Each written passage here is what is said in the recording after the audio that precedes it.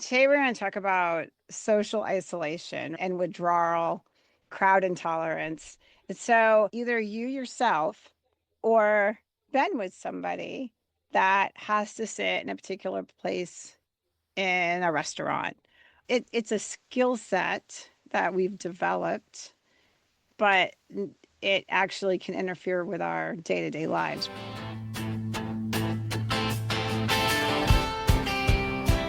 Hey everyone, I'm Donna Hoffmeyer, host of Beyond the Front Line, and welcome to Collective Collaborations. This is where we stop skimming the surface and start digging deep. Each series, we take one specific topic that matters to our community, and we break it down piece by piece with the experts who actually get it. Our current collection is Fuck, I Thought I Was the Only One. Veteran and Breathworks in Bed founder Tim Thomas and I look at the invisible weight we carry out of high-stress careers, from chronic pain and isolation to survival mode anger, and how we use tactical breathwork to physically change our biology, turn off the alarm, and actually heal. Let's get into it.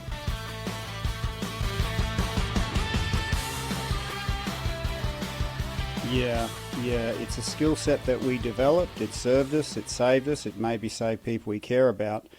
But no one, I'll own this myself, no one showed me how to properly turn that off. So I know guys like that, and I was a guy like that, and I know that I'd always bring a silicone pillow with me, not in the shops, but when I finished in the shops, it would be in my car. So I'd go to my car and I would just scream into the silicone pillow because the silicone would suppress the sound. And I find just screaming all that sort of, I call it stuck energy into that pillow kind of balanced me out afterwards. Wow. But before that, right? So when you have this, um, skill set, so to speak. And it is really, I hate saying to people like, oh, it's just, you got this, you're reacting. It's like, well, no, we developed this for survival purpose. Right? So we're hyper vigilant, we're cautious, etc. Um, but like you said, it's hard to shut it off, right? So when you couldn't shut it off, what started happening to you? Well, it is ironic, why is the strongest person in the room avoiding the room? You know, and I think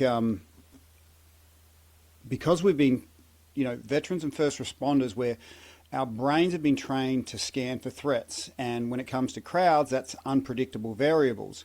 And when we're in a unpredictable place and we've got fellow operators around us, whether it's a partner or a team, we know they're scanning as well. So there's a certain collective safety, collective trust. And even if I didn't happen to like the guy next to me, I knew he could do his job and I felt safe around them.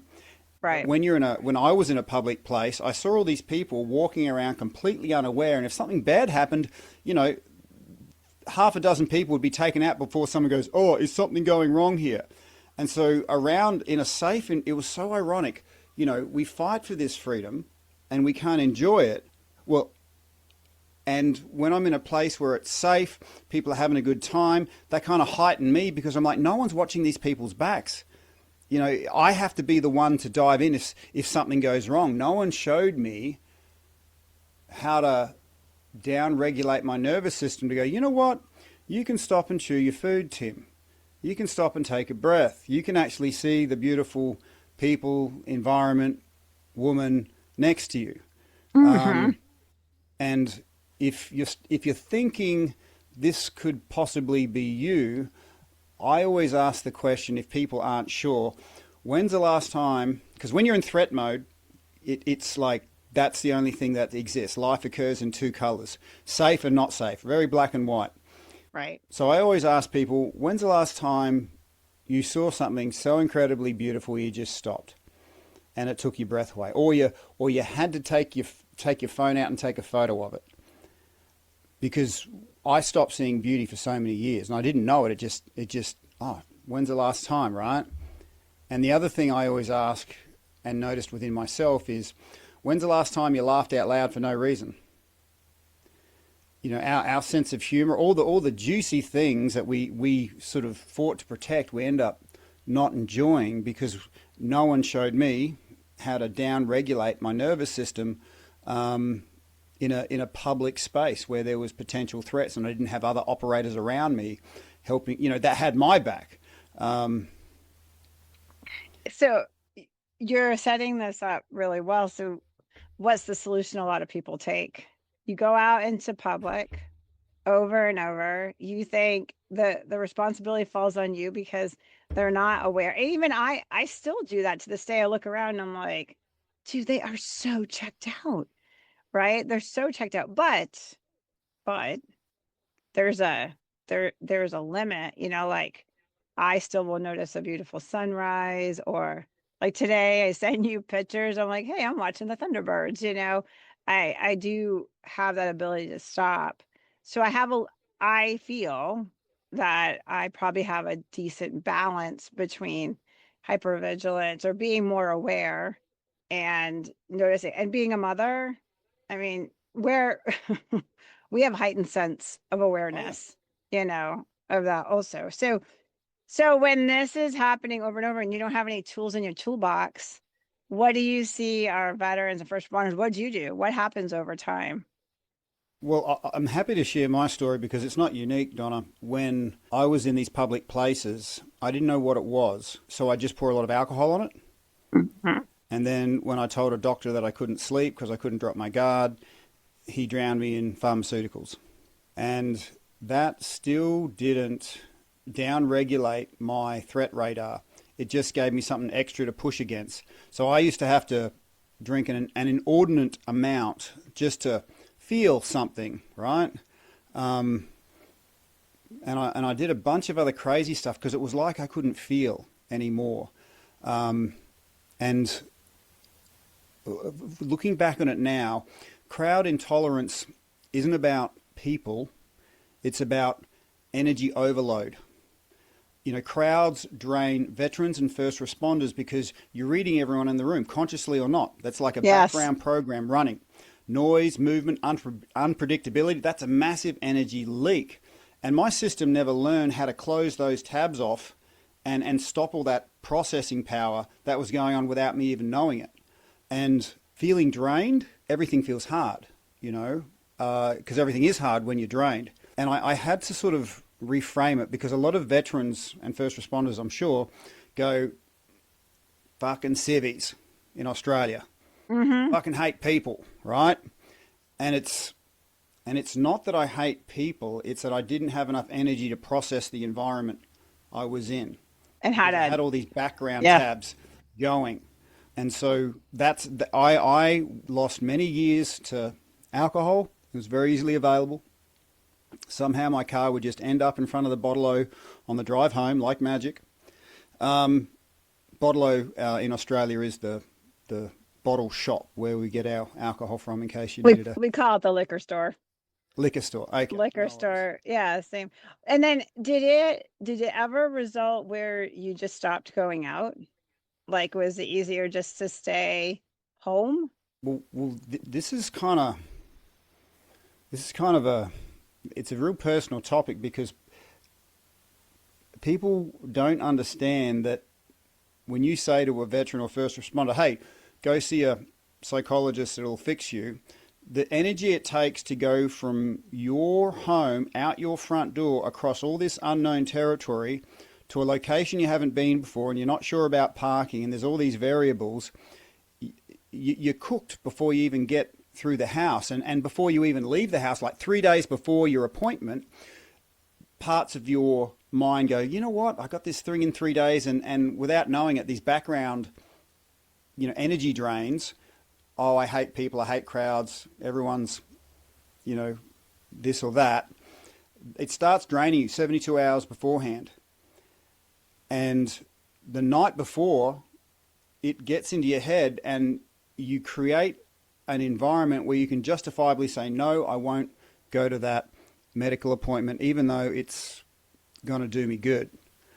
It's So, easier to not like it yeah. helps the acute, right? It helps the acute moment. Like you take the stress off of just not like you said, all the energy it takes to just get out the door. You Mm. take that off. But in the long run, it it doesn't help the cause, right? And back up kind of what you just said when you were talking about filtering out this back noise, the problem that we have, it's actually science based, believe it or not. You know me, I like pulling like data.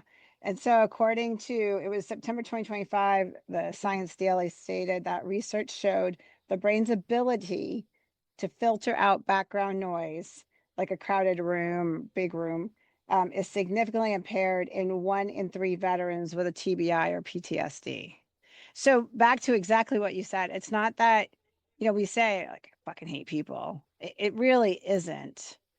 It's you don't have the ability to to filter out all the extraneous noise. It's all coming in, and that is extremely draining. This is where often psychologists get it wrong. They give them these ideas and talk stuff, but nobody tells the psychologist that the trauma goes down deeper than the words can reach. And this ancient wiring that existed before we were speaking or thinking really becomes evident in veterans and first responders when they're going into these public places. And, if your body thinks you're under attack, your thoughts don't stand a chance. The fight or flight, right? Fight, flight.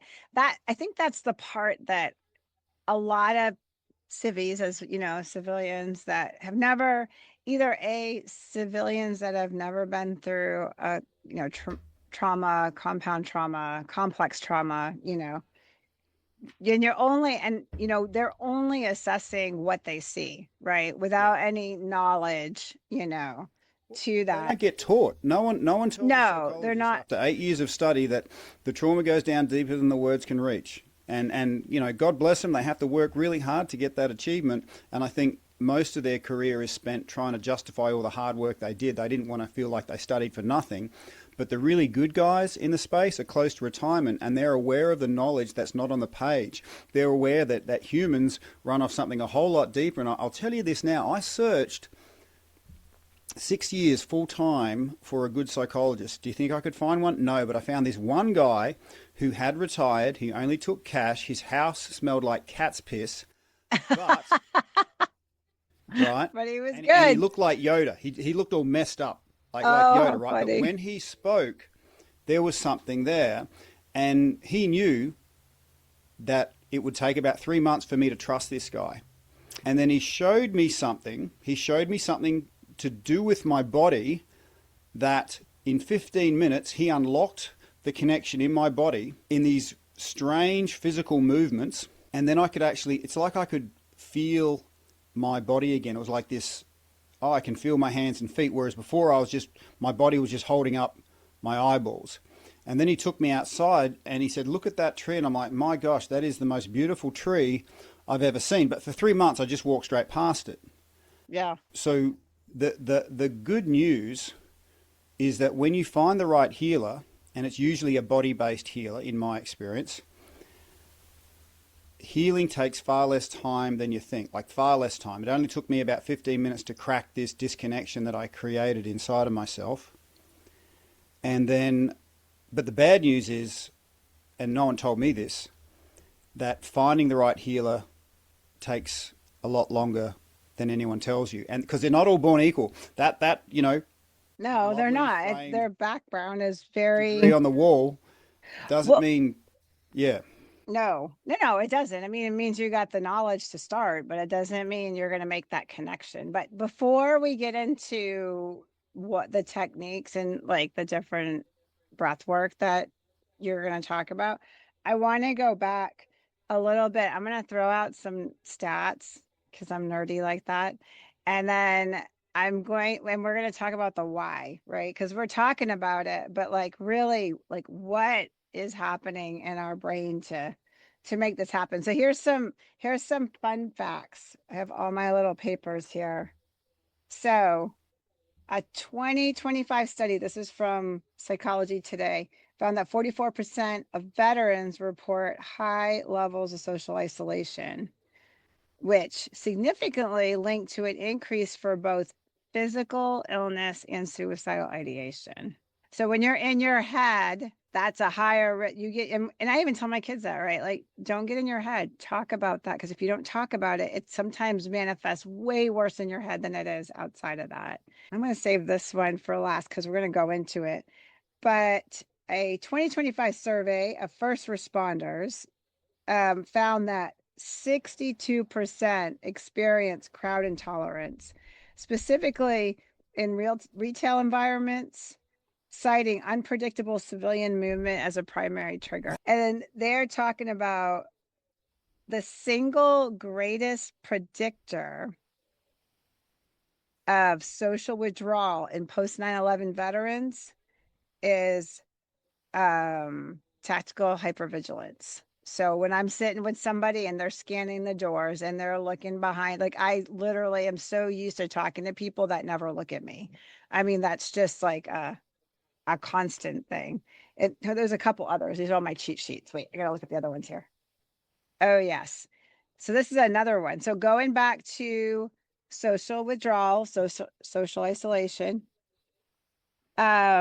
This was from Harvard Health. The 2026 clinical trial showed it increases CRP, which is C-reactive protein, which, as you know, is the inflammation. It's a marker for inflammation, right? And the clinical trial showed that increases when you socially withdraw, you increase your markers for chronic inflammation and heart disease. How interesting. Just You're from literally killing yourself. uh-huh. And then one for the first responders, and honestly, the military shift works too. So it applies to all of us, but anybody that's shift working, the Kelly shift, which is, I'm trying to remember, we talked about that last time, but there's a specific shift. So I think it's probably like, I don't know, I can't remember off the top of my head. I have it in my other notes, dang it. But it creates, when you're doing a shift work schedule, it creates a 70% disruption in your social rhythm. Like when I work nights, I didn't see anybody, and it leads to fourth withdrawal, even when a person wants to be social, right? So that doesn't help our cause. If you go back to social withdrawal, increases your risk of inflammation, heart disease. If you're doing that non-voluntarily because of shift work, you're already increasing your risk, right? And then they were saying that this was from a VA, the National Center for PTSD, so the 2026 update.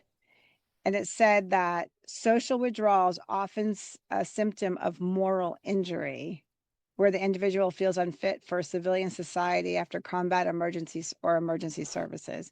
And we know moral injury is a big thing that we talk about now. And for the civilian audience, not really understanding moral injuries, the simplest way I would say to explain it is just, I think probably an easy example is, let's say a mission goes by and a child dies, or in a first responder world, somebody that was innocent got shot. You're doing something that is not within your morals. Something happened that is not within your moral framework, and you now have to wrestle with that. Something happened that you consider to be a very terrible thing, and it left you. It hasn't been processed, and it's basically stuck inside of you, and everything's getting backed up behind it.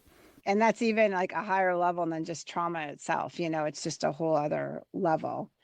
And then I was saying digital isolation versus real connection. So this is another thing that, right. I just want to chime in here, Donna, because the world we live in totally supports people isolating like this. It's like, are we trying to kill people? Are we trying to give them chronic inflammation? What are the problems we're trying to deliberately create and then sell them? I mean, I'm automatically going to, well, they're creating these problems so they can sell us pills, But it all connects, right? So they said this was a 2025 study highlighted that while 80% of withdrawal veterans use social media to connect, it actually increases feelings of crowd intolerance in the real world.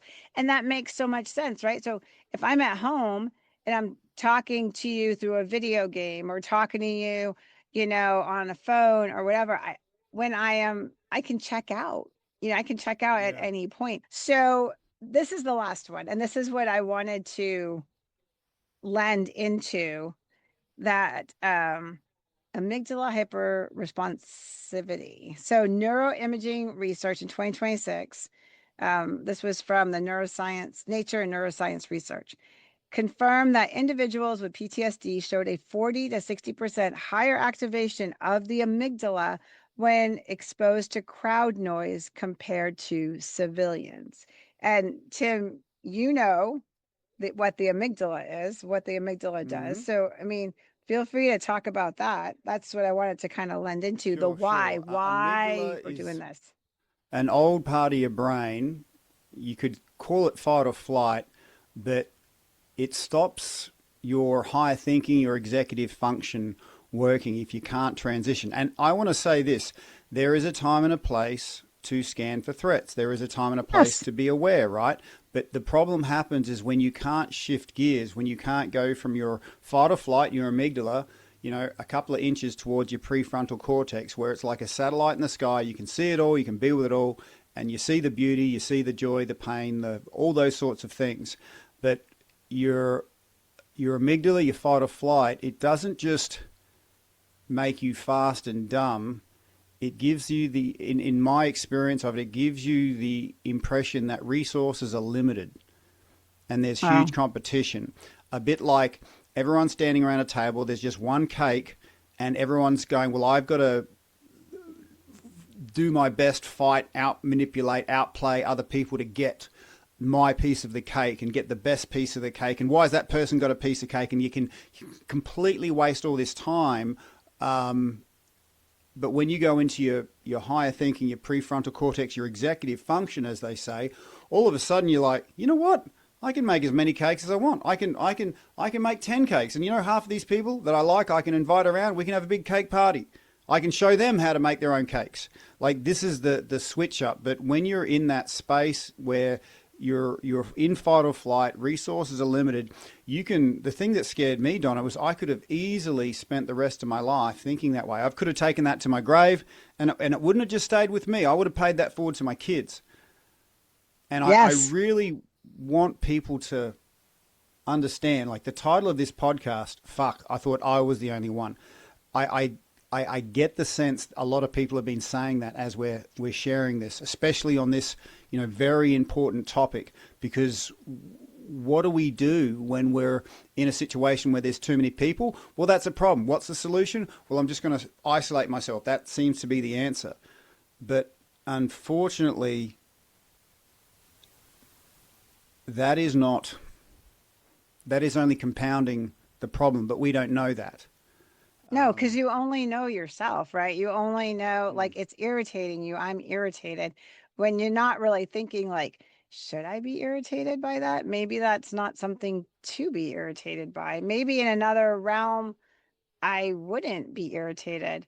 And so, like, and in our previous episode, right, we talk about anger and how it leads to that. And if you guys want to hear that, go back to the previous episode. But when the amygdala is hijacking us, right, we're getting overstimulated, overstressed, and whatnot.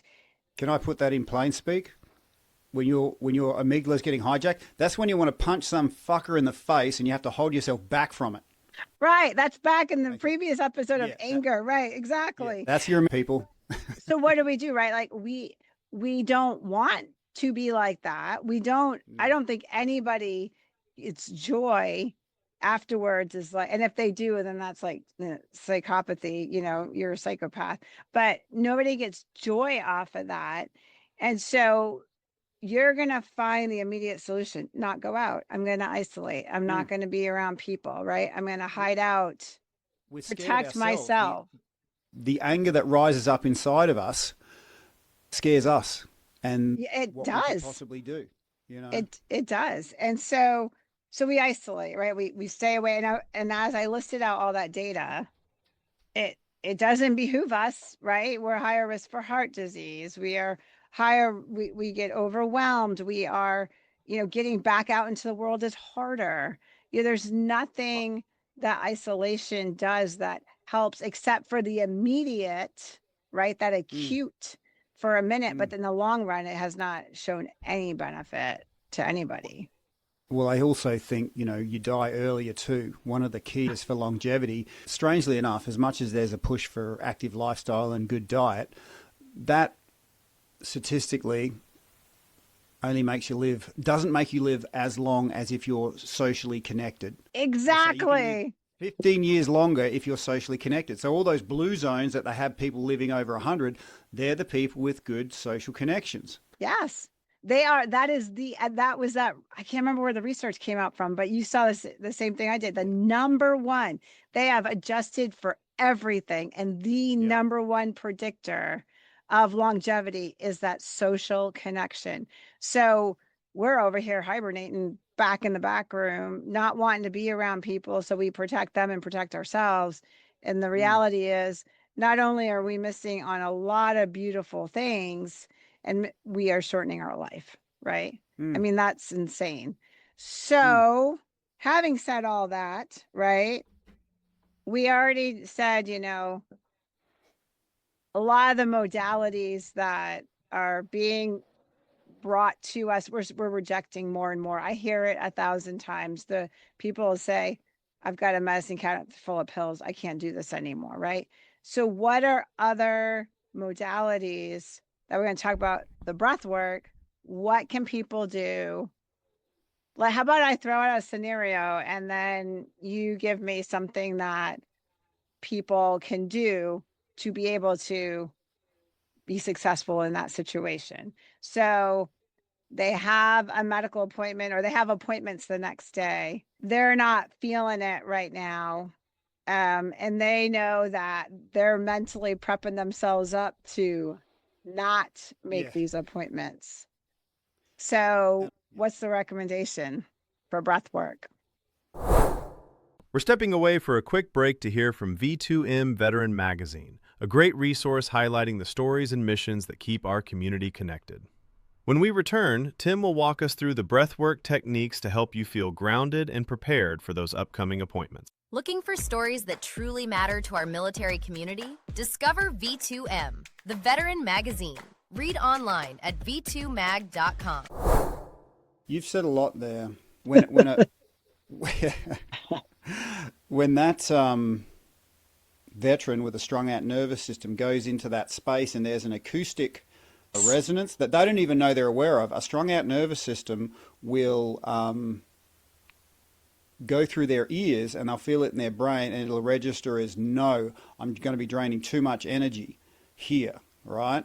Mm-hmm. So a good little bit of kit that I always travel on my keychain is I have these, they're called concert ears, where they're filters. They filter out certain frequencies, but you can hear people talk. And whenever I go to a public place, I just unscrew this little container. It's a little black container that's on my keychain, put my ears in, and it filters out like the sound that wouldn't otherwise be speaking level.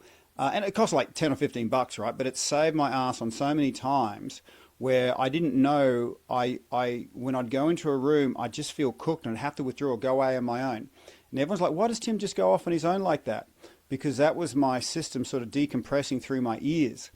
And just on that, and I know I'm tangenting here, when you leave the military, obviously they do a lot of hearing tests to see if you've gone deaf. And a little thing in the Australian Army was they found the hearing protection. They gave us these peltors. Whenever you raised your rifle up, the hearing protection lifted up slightly, so the sound still went into your ear. Mm-hmm. And what this audiologist found was when certain frequencies came through, the veteran, their body would shake and they'd pull off the headset like they were in physical pain from certain sounds, right? And I knew after my deployment to Afghanistan, if someone jingled their keys next to my ear, I'd almost hit the floor. So there is a really direct correlation to audio stimuli and our nervous system. So if anyone's listening, an easily accessed bit of kit, they're called concert ears. They come in a lot of different shapes and form, but the best thing about them is they travel on your keychain. And whenever you want, you can just discreetly unscrew them, put them in your ears, and just notice your whole nervous system going, Is that like an Amazon buy? Like you could get it on Amazon or? yeah. piece Oh, of cake. nice. You know, Concert. So that's concert ears. That's one to yeah, remember. yeah. That's a They big just one. they just filter out, you know, um, those All the background frequencies that would noise. otherwise, yeah, and that is an easy win that people can have, and it's when they need it too. That's a really good first. So that's almost every scenario we could put out. You could just say first, number one, if you already feel yourself highly stressed or going into the situation, or you're going to be, or it's going to be super crowded or whatever that is, boom, that's a real easy That's one. So that concert is one ears. variable you can control, and Okay, in that's a social good first occasions, start. especially with any sort of food or drink, people tend to elevate their voices, and everyone just starts talking louder, and that's the point where veterans tend to withdraw, and all of a sudden, I had to just drink more to sort of somehow chemically suppress the over anxious nervous system. But the way I want to talk to people about this is there's a few little hacks people can do, but ultimately you have to work off the idea that powerful connections inside of ourselves lead to powerful connections outside of ourselves. And dealing with the disconnection we feel within ourselves is one of the first things we need to address. And ironically, once you address that, all of a sudden things outside of you start happening in a far easier way. So with the strung out nervous system, people have a very, let's just euphemistically say, cautious relationship with sleep. Going to bed at night, having to drop your guard. Poor sleep is one of the biggest impacts to pretty much everything in your life. Sleep is the soil from which everything grows. And if you want to grow social connection, then you want to improve your sleep. If you want to destroy your social connection, destroy someone's sleep. And so what happens to a lot of veterans, downstream of poor sleep, there are all these classic PTSD symptoms. There's all these other problems that occur. So for the past decade, I've been going upstream, helping people fix their sleep. So in their own beds, they can down-regulate their nervous system, learn how to do it naturally and immediately with breath work. And then when they're leaving their house, they're in a much stronger position. And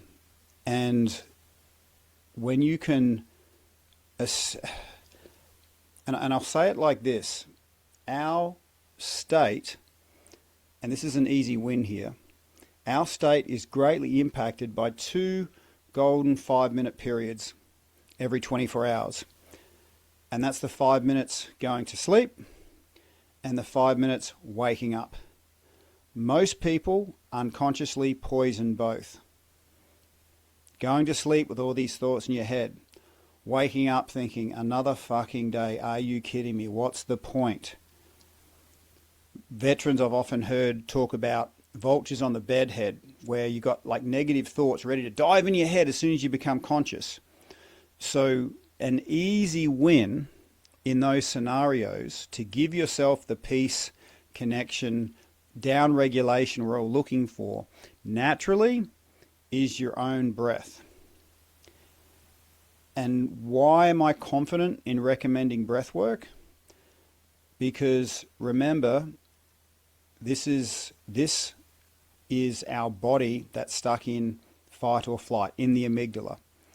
If we can show our body that it's safe by using breath, and consider that we were breathing before we were thinking or speaking. This is why breath outranks your thoughts and outranks your words. So connecting with your breath is, I'm very confident when recommending it to people, because it's older than your thinking mind. And this was something that I discovered in the dirt of Afghanistan and proved its worth going through my own divorce. And I thought, well, and what I discovered is, breathing is super powerful, but because we've been doing it our whole lives, it's to get to the state we need to get to, it does need to be guided in the way that if I tell myself to breathe, I tend to lose track. But if I've got something there saying, hey, breathe in, breathe out, at about the 2 to 3 minute mark, which I wouldn't get to if I was just trying to breathe myself, at the 2 to 3 minute mark of being guided to breathe a certain way, and even though my mind's thinking, this is the stupidest thing ever, at that 2 or 3 minute mark, all of a sudden, this deep ancient wiring completely shuts off your racing mind. It's not meditation where thoughts are controlling thoughts, because I've had a train wreck going through this. Breath work is like going to the side of the house and pulling the fuse box out. It's a physical chemical override, and it's rather overlooked because no one's making money from it, and it's somewhat simple. But you don't often hear about these sorts of natural and immediate and powerful solutions until you actually listen to conversations like this, where you have people that have walked that path, found an option, and as God as their witness. I don't want anyone losing years of their life like I did to pills. Nothing wrong with pills, but no one's talking about these natural options. So I would step back a little instead of looking at the public places, because that can be a step too far, especially if you've been established in your idea that this is what happens in these places. Because before you get there, you're cooking yourself, right? So I would tell people to dial it back, start connecting with your breath going to sleep, start connecting with your breath waking up, and notice how the more energy you have in your system, the more options you have through the day. And as you move into these public places, if you can focus on your breathing, so when I've got my earplugs in, I can hear my own breath a lot more readily. So I then focus on my breathing, and there's a few ways to do that. But I just want people to know that there are options available. You aren't the only one, but also consider this. How many other veterans and first responders, how many other humans are in the same situation as you, struggling with this particular thing of going out into crowds? You used to like hanging out with people, now you don't. All of a sudden your partner's not getting invites to social occasions because you've somehow made everyone feel awkward. That happened to me a lot. So if you ask yourself, how many other people are in the same situation as me? And give it a real number, because that question can break your own isolation. Because when you're hurting, progress can feel very limited. And I've said this before, but I'll say it again. If you say that there's, okay, let's say about 1 million people in the same situation as me, conservatively, then if I only make an inch of progress in 3 months, well, that's 1 million inches of progress. And Yep. There's going to be people I meet in the future that are going to be so glad that I chose what I chose before they even met me. And so this is what, if people are listening to this, I really want them to take it on board. Ask yourself that question. Give it a real number, and, use the options that Donna and me are talking about. Find a way that works for you, and all those other people you haven't met yet are going to be super glad you just made an inch of progress. So what would you suggest okay, so I totally understand what you're saying. Like, you got to start from the beginning. And if you go to I think it's our first or second podcast, we go through breathing in the morning and in the evening, right? We've gone through those techniques of single nostril breathing. So if you haven't listened to the whole series, go back, because Tim actually goes through that. So I totally agree that you don't just start at the other end. You've got to work yourself up. However, what if, because this happens, what if we let's talk about the acute situation that we are in a restaurant, or restaurant's always an easy one, or someplace that all of a sudden was calm and kind of maybe got more crowded. What happens when you start really realizing, I'm getting stressed out and I can't leave right now without making, or I just can't leave right now. Something awkward, or my family doesn't want to go, or whatever. What can I do in that scenario? Sure. I'll give you a very easily accessible one that everyone with a nose can do this. So if you excuse yourself and say, I need to go to the bathroom, go to the bathroom, close the door, sit down. And you'll understand that in that noisy place, your senses, ears are getting cooked from the inside. An easy way to reset that, and I'm going to do my best here because it's not a video. I know everyone's listening to this in audio. So Donna, I'm going to do this with you, and if I can talk you through this. So all I'm going to get you to do is breathe in and just hum. Breathe in and So feel that sort of vibration through your nose? Yeah.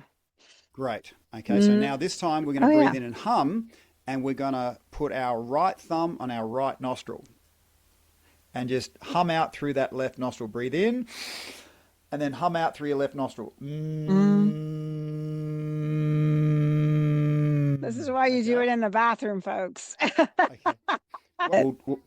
Well, this next part will dampen the sound of it. Okay. Okay. So we're going to breathe in, hum through our left nostril, but we're going to slightly pinch off the air on our left nostril. So as we hum out, we're going to restrict the air coming out. So it's like you can feel the air backing up inside of you because you're restricting the air out. You're still humming, but you're restricting the air as it comes out. Does that make sense? So you're going to do all the steps. So take a deep breath in, put your thumb on your left nose. I mean, your right nostril. On the right side. Right. With your right finger, just push down like we're pinching off the nose, but air is still coming out. So not all the ways.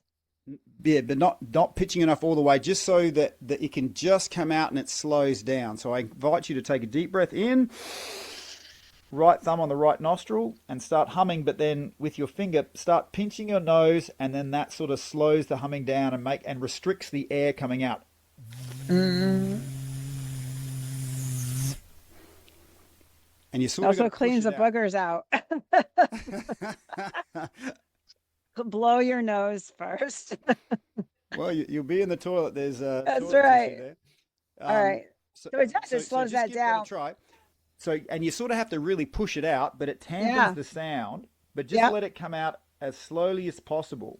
So breathe in, pinch it off, and then it almost vibrates more to me. Wow. Well, that's right. That we're creating a vibration right now. Okay. Okay. And then what I'm going to get you to do is, as we're creating that vibration and you feel the air backing up, I want you to stick your jaw forward. Okay. So that'll open up these tubes that happen between your nose and your ears. Okay. I forget the exact name for them, but give that a try. You mean the eustachian tubes? The eustachian? Yes. They're the ones. And so what I want you to do is, with that restricted hum through your nose, then push your jaw forward and allow that hum to be felt through your ears. Okay. Okay. I'm going to tell you something afterwards, but it's important. Okay. Got it.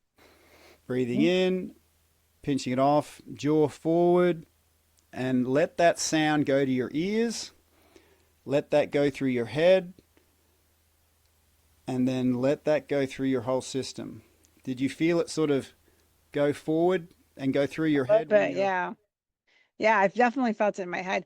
No, the reason why I kind of smiled when you said that is because a lot of us, especially those that were in the flying world for any length of time, have eustachian tube dysfunction. I'm one of them. I thought my earbuds stopped working on my right side. I'm like, oh, it doesn't. I almost got a new pair. And come to find out, I have a defunct eustachian tube that clogs up. So I'm like, oh, this might help open it up. Yeah. To do that. So it's calming. I can say that. Like, it kind of gives me almost a little euphoric effect, like. My recommendation is, let's just take, the deepest breath in. Yeah. Block off one side of your nostril, then slow it out, and then hum for as long as possible. Play with your jaw. Push your jaw forward and back. Open it up and let that resonance, because we're creating a resonance inside our head, but it's from the inside out. Yeah, you can feel that. I can totally feel. because everything has been crammed in from the outside in. If we can generate that frequency inside of us, we can calm, connect, recalibrate with our own frequency. Okay, so I'm going to give you another situation. What if you have to go to this event and you have to, like, you're going, like, Well, that's actually, sorry, I will back because I want to okay. be precise with the kind of measured dose of that restricted humming with your Okay. jaw forward. You want to set your clocks for at least 2 minutes, and the first couple you do, you'll be like, "This is bull crap. It's not working." But at about the 60-second mark, your body will be like, "Oh, this is okay to be here," and you'll notice all the tension that you were holding fall away. And the reason why this is so powerful is when we breathe through our nose, we create something called nitric oxide. We don't Right. create that when we breathe through our mouths. Nitric oxide is good for your immune system, your mood function, your nervous system. Blood There's vessels not a function in the dilates them. body. It's Mhm. yeah, it's a vasodilator. It's also particularly present. They used to give nitric oxide to athletes to have them perform better, but then they found there was all these other sexual function benefits. So Viagra is actually full of nitric oxide because there's a bunch of sexual function benefits. Nitric oxide through your breathing, and if us guys want to live longer, our sexual function does need to be healthy. We die if we don't function in that have health in that particular area. So I just want to say this nitric oxide dosing is, if you set your timer for 2 to 3 minutes, sit with it for the first 60 seconds because your body will kind of fight it. But then once you actually get that resonance, it's like you can stay in there forever. Like, this is my new happy place. And then when you for me, I need a timer. So I'll like set my countdown timer for 3 or 4 minutes, and then I know it's going to beep so I can just stay in that moment. Yeah. So I just wanted to, give people that measured dose. I didn't want No, to that's say, good.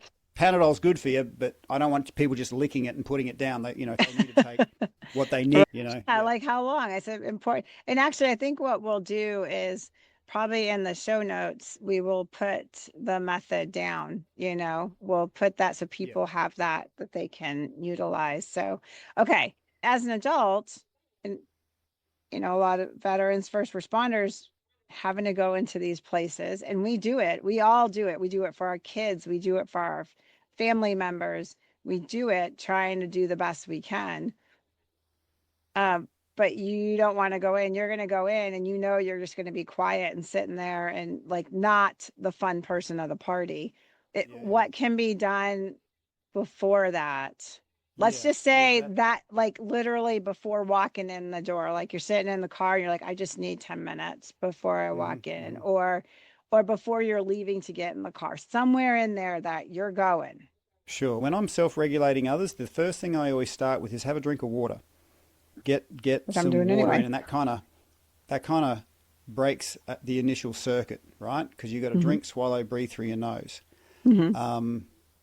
And talking about the nose thing before, a lot of people don't know.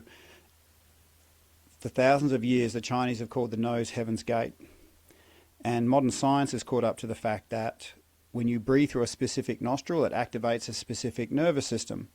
So breathing through your left nostril activates your parasympathetic nervous system, meaning it's okay, rest and digest. Breathing through your right activates your sympathetic nervous system, get up and boogie, time to go, right? So Let me stop you there for the civilians to clarify that, or for people in general, that we're trying to downregulate our parasympathetic response right now is what we're trying to do. We're trying to calm things down. That's what when we say that our parasympathetic is rest and digest kind of thing, we're saying that we're trying to bring the heart rate down, uh, try to keep that kind of. Yeah, and it becomes very obvious to people's this unseen part of us. Like if someone walks into a party and they're in their parasympathetic scanning, somewhat agitated, like everyone in the room feels that. Okay, but if someone walks in the room, they're relaxed, they're smiling, everyone wants to be around that person, right? And whether that person knows it or not, we're creating the whole room ourselves. Because for years I went into rooms and I'm like, why the fuck is everyone here cranky, angry, and don't want to talk to me? And Like, this what is the this. fuck's I've wrong with created. all of you? Yeah, that's right. As It's a I'm looking in the mirror, mirror. Yeah. right? So just be aware that, you know, other people, this world, your partner, your kids, they're mirrors of your current state because we're always projecting it. It's bigger than a billboard that we can't see, but we're living in it, so we're not aware of it. So I just want to presence you to the fact that the ability to have a great time at a social gathering or the ability to have a terrible time at a social gathering has nothing to do with the other people. And the easiest way I've found to get myself ready is in the car. I'm normally like a block or two away, so I feel like no one's going to stick their head out of the social gathering and look for me in the car. I think my own time to be alone, to do my own thing. So I would be a couple of blocks away, ideally near some trees. You know, I'll put my window slightly down so I can get some fresh air in. And if I want to arrive at that party right, I take my right thumb and I hold it up to my nose and I just take deep breaths in, and I usually take 10 deep breaths and then I'll hold for as long as possible. And then I'll take another 10 deep breaths, hold for as long as possible. And I will cycle through that until my system goes, you know what? This party isn't going to be too bad. You know what? This is actually going to be pretty good. I'm looking forward. So I cycle through that, you know, 10 breaths. And if all I had to do to have a great time at that social gathering, to have my, you know, if I had a partner, that they would have a great time too, is take, you know, cycles of 10 breaths through my left nostril, would I do it? I'm like, well, it takes less than 10 minutes. Absolutely, I would. Because we have to ask ourselves, what's the predictable future of us rocking into that social gathering with a dysregulated nervous system? Just thinking, oh, we'll see how we go. Because if I said, oh, we'll see how we go, no, I've already decided before I get there, it's going to be terrible. I'm not going to like people. They're going to look at me like I'm an alien, and my partner is probably not going to be invited back. So that At least not with you. Yeah. It's never a good idea to run late to these things either, because if you're rushing, your military sort of time clock thinks, oh, if I'm 5 minutes late, something bad's going to happen. So, you know, going a little bit earlier to a place, parking a few blocks away, or in a place that you know there's a park or something where you can, you know, and look, even ideally, if you really want to go there, take your shoes off and stand on the grass, stand on the earth, Grounding. out. Yeah. You know, just to feel that connection back through your body. It's a real thing. Yeah. And remember this, we think when we're in this situation that we're the only one going through it, because this is what pain does. It transforms into loneliness without us knowing it. It's the most dangerous thing. That it doesn't matter if the pain's emotional or physical, it'll get to a certain duration or intensity where we think we're the only one going through it. And if we can ask ourselves how many other people are in that same situation, and if we can come up with a real number, and I encourage everybody to come up with a real number, because if I had 1 million people to my left and to my right, I would take the effort to get to a place 10 minutes early, take my shoes off, breathe, because I'm not just breathing for me, I'm breathing for them. Mm-hmm. And you want to hear something a little, we could call it woo-woo, but this is fun. When you breathe for yourself, that's super powerful. But do you remember how I said your nervous system can impact others? When you're at a party, I encourage people to try this, or a social gathering. Breathe into other people in the room. Breathe for that person, take 5 breaths for that person, take 5 breaths for that person, take 5 breaths for that child. And all of a sudden, the center of the universe starts coming back to where you are. And that's like free energy that did a better job for me in those scenarios than any amount of alcohol or pills I was prescribed. Try breathing for other people. Breathe for yourself, but then breathe for other people. And notice how the whole world just softens.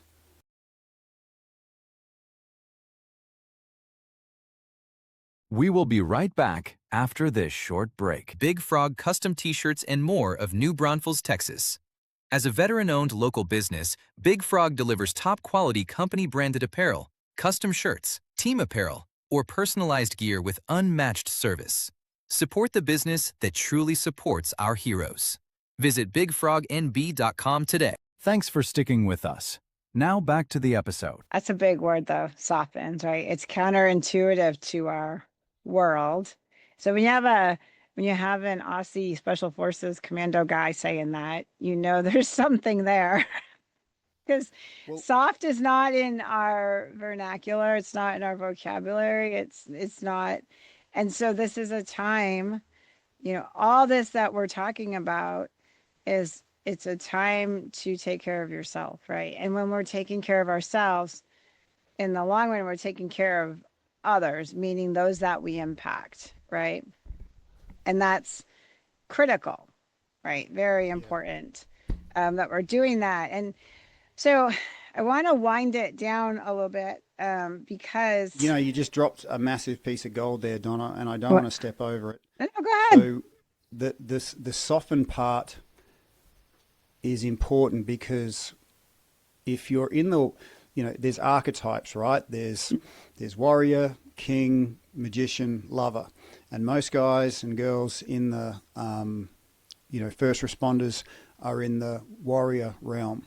And our ancient wiring compels us to always be on guard. And when we drop our guard, something bad could happen and all the people I love could die. All right. So the idea of dropping our guard, there's a lot of, it's impossible unless you start with the idea of I'm not going to drop my guard. I'm just going to start with gentleness.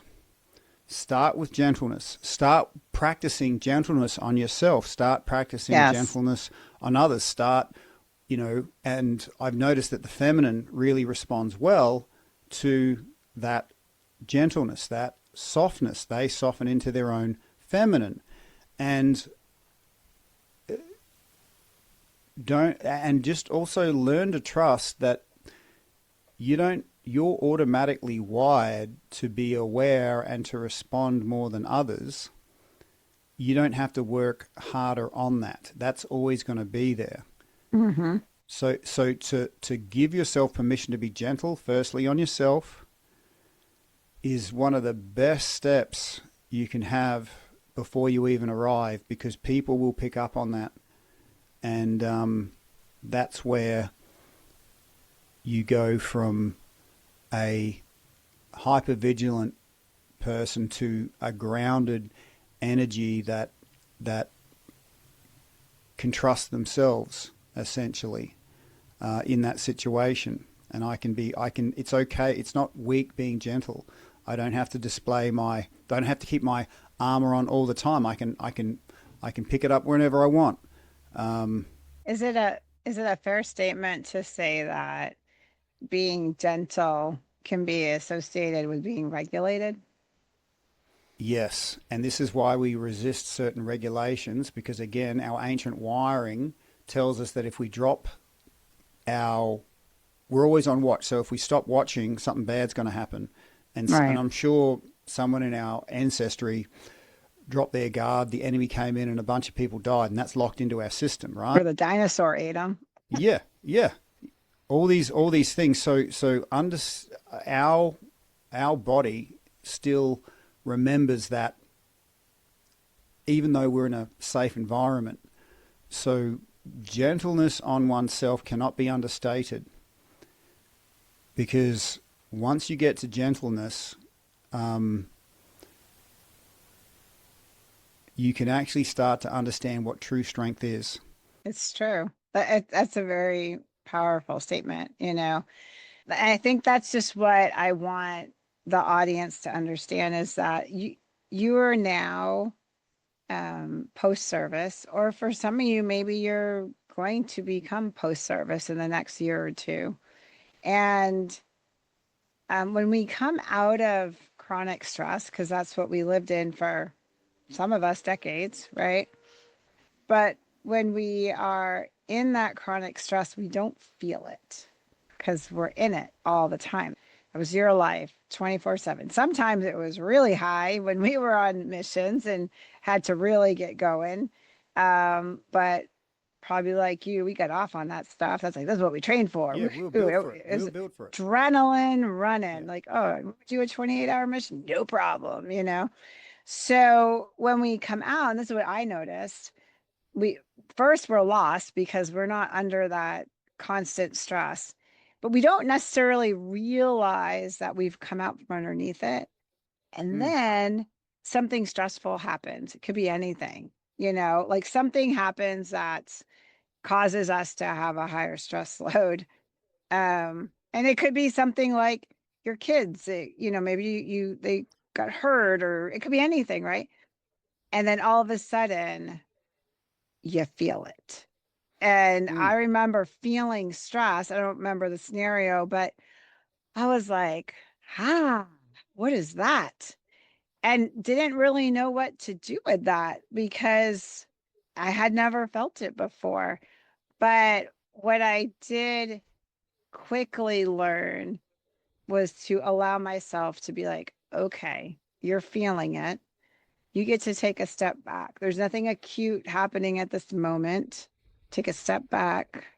There's no general that's going to run up my ass if I don't do something. There's no, you know, nobody's relying on me. It's just something that's going on that I'm feeling. So take a step back. It's okay. And that was being gentle with myself, right? mm. And allowing me to feel it. I didn't like it. I can assure you. I was like, oh, what is this? But it took me a minute to realize I was actually feeling stress that I'd never felt before, because that was just my entire life was just stress. Yeah. You've worked so hard to create, if you think of your mind like a tree, you've worked so hard to grow this set of branches that produced a certain fruit that was required at that time. Then when the seasons changed, you've still got that structures in place, and it's desperately trying to take energy away from all the other parts of you. And granted, you've spent so much time, energy, effort, and it's proven its worth, but then to actually prune that part of you back and go, no, I can't let you have the lion's share of my energy. This is where Yeah, I don't need that fruit anymore. Yeah. Yeah, when I was in a completely safe environment, that particular branch of, you know, thought patterns that I developed for threat would create threats when they weren't there, because it was fighting for its existence. It wanted my resources. So, you know, most of us, you know, we didn't lose our ability to be around people. We lost our ability to feel safe in our own body. Yeah. Breath work, what we're talking about, is going to help you slow down some of these racing thoughts. It's going to help you stop reacting, because that's what we do, right? We're a hair trigger and we're reacting. And it is going to hopefully, because we keep reacting, and then our solution is don't be around people. If there's no scenarios to happen, then you don't have to worry about it. And that is the worst you can do, as we've even talked about the data. It's just going to Even though it shorten your makes sense, life. it is the worst thing to do. Yeah, don't be doing it, right? Take it. Now, that doesn't mean you don't take a step back and reflect and take a breath. That's not isolation. That's just giving yourself a damn timeout, saying, hold on before I respond. So use what Tim is offering. And it's literally your nose in air. I mean, like, seriously, take the breath, slow down, let yourself feel that. I know that's not a good feeling, but letting yourself work through that stress. And I promise, in time, you take those breaths, you're going to bring that down. And then go from Yeah. there. If And if you're in an acute setting and you're caught, as Tim said, take yourself to the bathroom. Take yourself outside under a tree somewhere where it's quiet for a minute, and you can do the breath work that he was just talking about. Give yourself 10 minutes, right? Just understand that you're reacting. When you are now become aware that you're reacting, That's different than everybody's attacking me or everybody's coming after me or I can't stand this crowd. These people are obnoxious or these people are assholes or whatever that is. You're changing the narrative. Like, I am having a response and I have a tool to handle that, to bring it down. And it may be enough for you to reevaluate the situation and go, you know, that's still a lot for me. And I'm going to, go in and wind that down and leave in 15 minutes, which is also an acceptable thing if you need to. But please be self-aware of how your body is reacting. You are now feeling your stress, which you've never felt before. Yeah, yeah. We can be so focused on the external source that we disconnect from our own bodies. And to underpin what the wisdom Donna just dropped, the technical side of this, before you go to a party, it's quite easy to hold a set of headphones, little things you can plug into your ears in your pocket discreetly. If you've got Spotify, get a breathwork playlist, breathwork to calm you down. I have my own breathwork in bed app. You can try that for 28 days.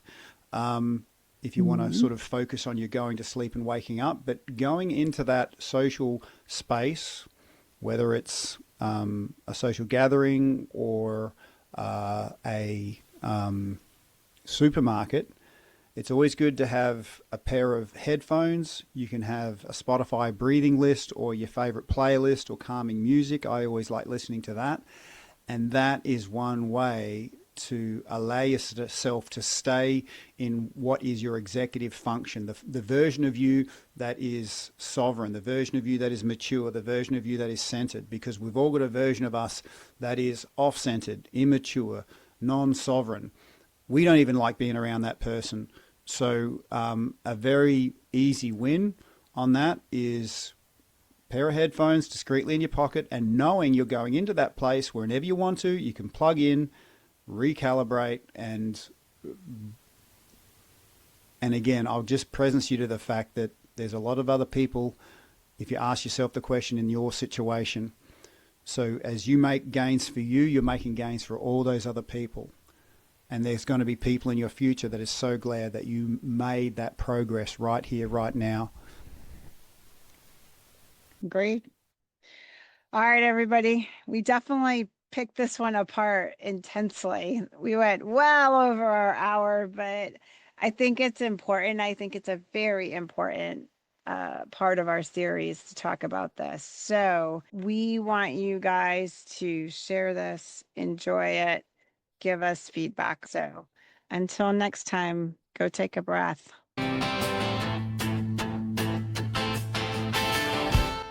Hey, thanks for sitting with us today. Remember, you aren't alone, and you definitely don't have to carry this weight by yourself. To find more community resources, head over to cominghomewell.com. And to start using your breath as a tactical tool tonight, check out Tim's work at breathworkinbed.com.au. Don't forget the AU. Take a deep breath, and we'll see you next time.